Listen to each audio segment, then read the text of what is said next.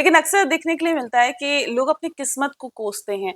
बोलते हैं हमारी किस्मत ही खराब थी कि हमें जो सच्चा जीवन साथी है वो नहीं मिला, हमें हमारा प्यार नहीं मिला, हमारी जो दोस्ती है वो टूट गई, हमारी दोस्ती अच्छी नहीं चल पाई या वो हम हमें छोड़ के चले गया या चले गई। तो अपनी किस्मत को कोसते हैं। क्या वाक़ई किस्मत का यहाँ पर फेर होता है या फिर ग्रह नक्षत्रों का यहाँ पर फेर होता है? क्या वजह है? देखिए इसमें कई वजह होती है। किस्मत वाली बात करेंगे तो अगर व्यक्ति सच्चा प्यार करता है, हुँ, तो किस्मत में अगर बात करेंगे तो ऐसे कई बार होते हैं घटनाएँ कि पास्ट लाइफ़ में व्यक्ति अपने जीवन साथी के साथ दुर्व्यवहार किया था। हुँ, हुँ।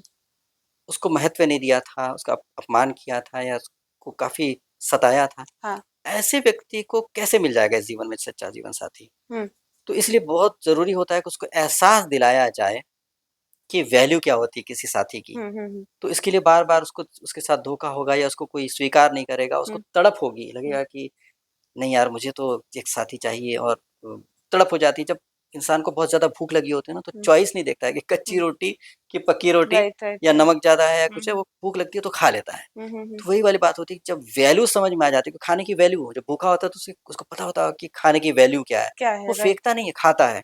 इसी तरह से जब आपको तड़प हो जाती है जीवन साथी की या हुँ, साथी की, तो उसमें आप फिर उसके बाद उसके साथ दुर्व्यवहार बिल्कुल नहीं करने वाले होते हैं।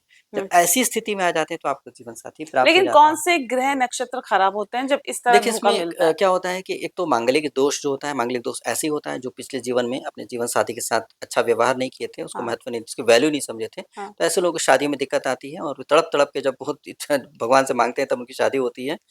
और ऐसे लोगों को प्रायश्चित करना चाहिए, हाँ। परमात्मा से क्षमा माँगना चाहिए कि मुझे हुँ, क्षमा कर दीजिए, मैंने अपने जीवन साथी के साथ अच्छा व्यवहार नहीं किया था। हुँ, तो उससे प्रायश्चित करके उसके बाद अच्छा व्यवहार करूँगा ये वचन देते हैं, हुँ, तो जाकर के जीवन में परिवर्तन और सचमुच हृदय से अपने अंदर परिवर्तन करना चाहिए। हुँ, दूसरा क्या होता है कि कई बार क्या होता है कि आपके अंदर क्रोध की मात्रा बहुत ज़्यादा होती है, तो हुँ, आपको कोई प्रेम करने वाला कैसे प्राप्त हो जाएगा? यहाँ पर थोड़ा-सा डिफ़रेंस ये हो रहा है कि हुँ, आपके अंदर यदि क्रोध है, तो आपको प्यार करने वाला इंसान कैसे मिल पाएगा?